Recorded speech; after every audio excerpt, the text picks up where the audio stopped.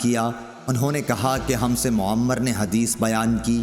دوسری سند اور مجھ سے محمود بن غیلان نے بیان کیا، انہوں نے کہا کہ ہم سے عبدالرزاق نے بیان کیا، انہوں نے کہا کہ ہمیں معمر نے خبر دی، انہیں زہری نے، انہیں سالم نے، انہیں ان کے باپ عبداللہ بن عمر رضی اللہ عنہ نے بتایا کہ نبی کریم صلی اللہ علیہ وسلم کی زندگی میں جب کوئی خواب دیکھتا تو آپ صلی اللہ علیہ وسلم سے بیان کرتا، آپ صلی اللہ علیہ وسلم تعبیر دیتے۔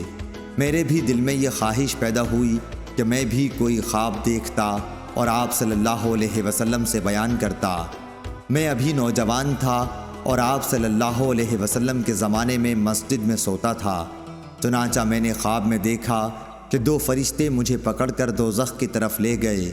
میں نے دیکھا کہ دوزخ پر کنویں کی طرح بندش ہے، یعنی اس پر کنویں کسی منڈیر بنی ہوئی ہے، اس کے دو جانب تھے۔ دوزخ میں بہت سے ایسے لوگوں کو دیکھا جنہیں میں پہچانتا تھا۔ میں کہنے لگا دوزخ سے خدا کی پناہ۔ انہوں نے بیان کیا کہ پھر ہم کو ایک فرشتہ ملا اور اس نے مجھ سے کہا ڈرو نہیں۔ صحیح بخاری حدیث نمبر 1121۔ یہ خواب میں نے اپنی بہن حضرت حفصہ رضی اللہ عنہا کو سنایا اور انہوں نے رسول اللہ صلی اللہ علیہ وسلم کو تعبیر میں آپ صلی اللہ علیہ وسلم نے فرمایا کہ عبداللہ بہت خوب لڑکا ہے، کاش رات میں نماز پڑھا کرتا۔ راوی نے کہا کہ آپ صلی اللہ علیہ وسلم کے اس فرمان کے بعد عبداللہ بن عمر رضی اللہ عنہ رات میں بہت کم سوتے تھے، زیادہ عبادت ہی کرتے رہتے۔ صحیح بخاری حدیث نمبر 1122۔